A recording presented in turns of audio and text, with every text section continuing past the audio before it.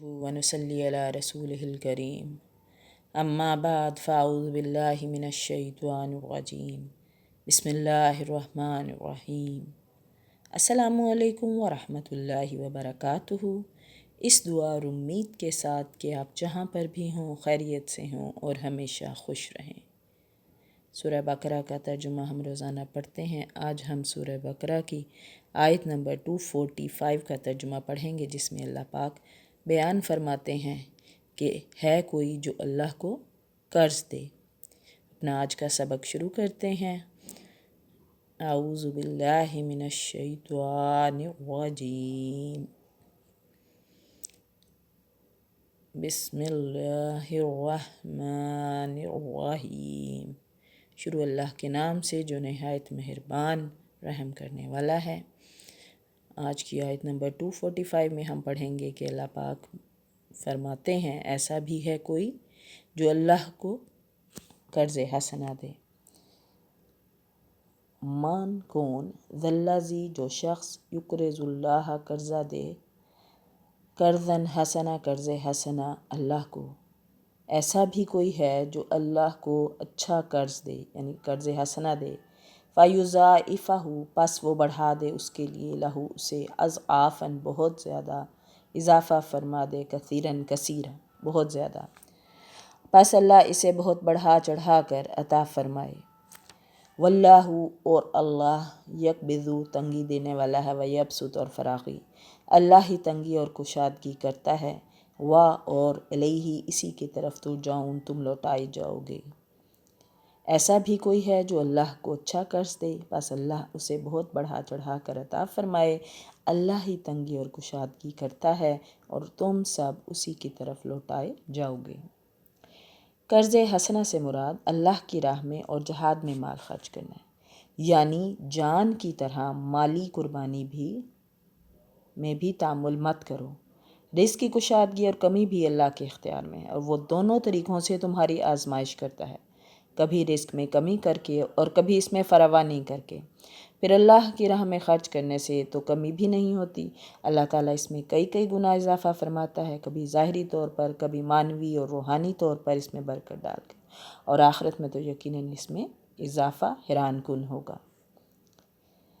الم ترا کیا تم نے نہیں دیکھا، الی الملاء طرف اس جماعت کے، من بنی اسرائیل بنی اسرائیل کی، من بعد بعد موسیٰ کی۔ کیا آپ نے موسیٰ کے بعد والی بنی اسرائیل کی جماعت کو نہیں دیکھا؟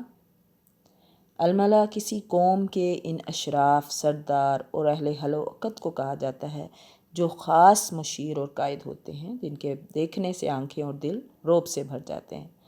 ملا کے لغوی معنی بھرنے کے ہیں۔ جس پیغمبر کا یہاں ذکر ہے اس کا نام شموئیل بتلایا جاتا ہے۔ ابن کثیر وغیرہ مفسرین نے جو واقعہ بیان کیا ہے اس کا خلاصہ یہ ہے کہ بنو اسرائیل حضرت موسیٰ علیہ السلام کے بعد کچھ عرصے تک تو ٹھیک رہے، پھر ان میں انحراف آ گیا، دین میں بدعات ایجاد کر لیں، حتیٰ کہ بعض نے بتوں کی پوجا شروع کر دی۔ انبیاء علیہ السلام ان کو روکتے رہے، لیکن یہ معصیت اور شرک سے باز نہیں آئے۔ اس کے نتیجے میں اللہ تعالیٰ نے ان کے دشمنوں کو ان پر مسلط کر دیا، جنہوں نے ان کے علاقے بھی چھین لیے اور ان کی ایک بڑی تعداد کو قیدی بھی بنا لیا۔ ان میں نبوت وغیرہ کا سلسلہ بھی منقطع ہو گیا۔ بالآخر بعض لوگوں کی دعاؤں سے شموئیل نبی پیدا ہوئے، جنہوں نے دعوت و تبلیغ کا کام شروع کیا۔ انہوں نے پیغمبر سے یہ مطالبہ کیا کہ ہمارے لیے ایک بادشاہ مقرر کر دیں جس کی قیادت میں ہم دشمنوں سے لڑیں۔ پیغمبر نے ان کے سابقہ کردار کے پیش نظر کہا کہ تم مطالبہ تو کر رہے ہو، لیکن میرا اندازہ یہ ہے کہ تم اپنی بات پر قائم نہیں رہو گے۔ چنانچہ ایسا ہی ہوا جیسا کہ قرآن نے بیان کیا ہے۔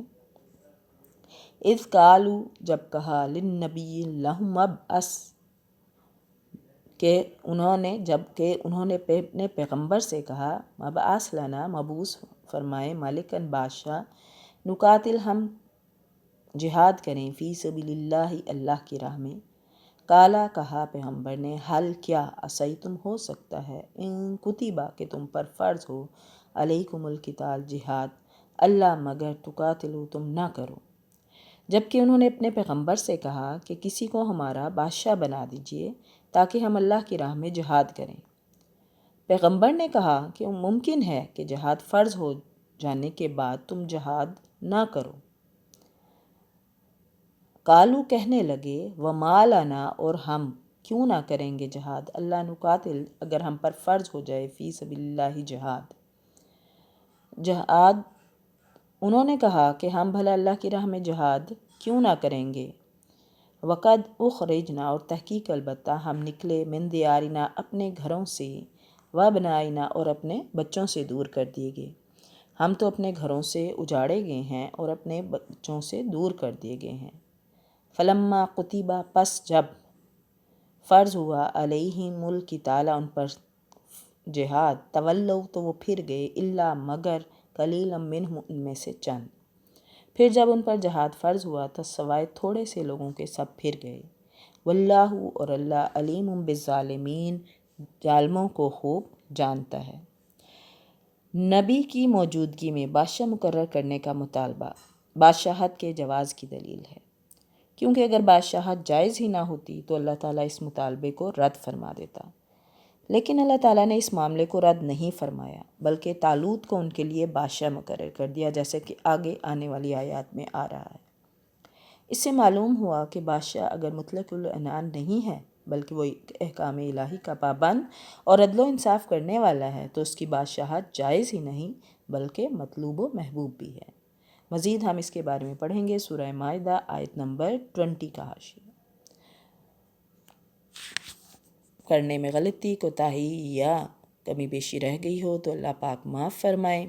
خود بھی قرآن پاک کو اپنی زندگی کا حصہ بنائیں، اپنی فیملی کو، اپنے دوستوں، رشتہ داروں سے کہیں کہ وہ بھی قرآن پاک ضرور پڑھیں، تلاوت کریں اور اپنی زندگی کا حصہ بنائیں۔ جہاں بھی رہیں خوش رہیں، دعاؤں میں یاد رکھیے گا۔ وآخر دعوانا ان الحمد للہ رب العالمین، فی امان اللہ۔